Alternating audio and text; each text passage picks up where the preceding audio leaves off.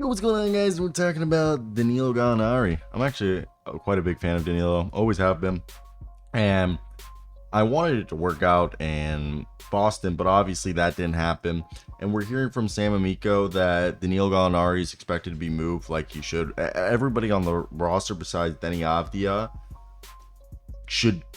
I mean, even Denny. I mean, honestly, I'm a Wizards fan. I just want us to rebuild. Everyone but Bilal Coulibaly is realistically, guys, is probably available for trade.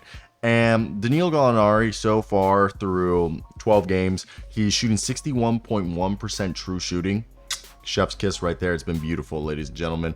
He is on the season shooting, I believe, 30% from three, 50% from the field. He's averaging only 15 minutes a night, and he's averaging 8 points. That's absurd, okay? That basically means he's like, if he was playing 36 minutes a night, he's almost averaging just under 20 points a game and like 7.5 rebounds and like 3.5 assists, okay? And he's still showing that he's a productive player. He can stroke it from the best of him. And for me, really, I mean, even in the in-season tournament games, in his 2 in-season tournament games, okay, so far, I think he's came up kind of like big for us, even though I'm pretty sure we lost both. Either way, if I'm a contending team, I like this guy who's averaged 15.5 points and 4.8 rebounds for his career.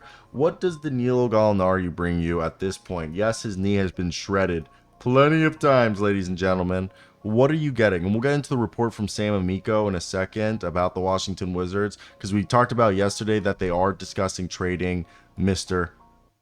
Jordan Poole because he's not a franchise cornerstone material. So what we're hearing is Danilo Gallinari is the type of guy that he's going to bomb away threes like very few players from his size. He has that catch and shoot ability with a high release like Kevin Durant, and he'll always open the floor up for any team because of his spacing, and he plays with so much confidence. And yes, being healthy is something that has been his biggest detriment, but he's also not the greatest defender, but he's got size. So he's not terrible. He's not a cone, and he can hit shots over good defense thanks to that high release point I mentioned, and able to back down and score in the post on smaller dudes. And he's got a fadeaway game. But the report that we're hearing that the Wizards are going to be open to moving on multiple players, this season before the deadline. We talked about Jordan Poole. Sam Amico wrote that the Wizards are expected to look to move forward Danilo Gallinari ahead of the February trade deadline, and likely even closer to the middle of December when more players become trade eligible. And that this shouldn't come as a surprise. We're 2-11, and the Wizards have already explored their options after just 13 games. Speaks volumes about what we're doing. We're tanking, rebuilding.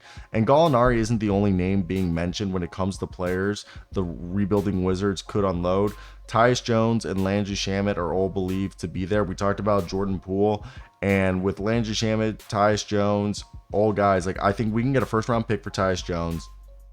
Landry Shamet, I don't know what we can get for him. Okay, Landry Shamet so far this season shooting 33% from 3, 44.5 from the field, and 6.8 points, playing career low minutes. Okay, and the man who played at Wichita State from KC Mo. I always forget Landry Shamet's 6'7". Landry Shamet's way bigger than I thought. He's listed at 6'7" here, but I've also seen him listed at 6'4". How tall are you, Landry? ESPN has you at 6'4". I'm getting right here that you're listed at his wingspan's 6'7". God damn. All right, Landry Shamet's a couple second round picks. Same thing, Danilo Gallinari. Jordan Poole, I don't know what we can do, but Poole was expected. I think people were thinking he was going to increase his trade value, but that hasn't happened at all. So far, Jordan Poole has shown some of the trouble tendencies that caused the Warriors to ship him out of town after they signed him there. So right now, first round pick, you can get a protected first round pick or maybe a pick swap for Tyus Jones. Second round picks for Danilo Gallinari and Landry Shamet. And we know that Danilo Gallinari's gotten attraction this offseason, and Jones, who's averaging 10.3 points and 4.7 assists.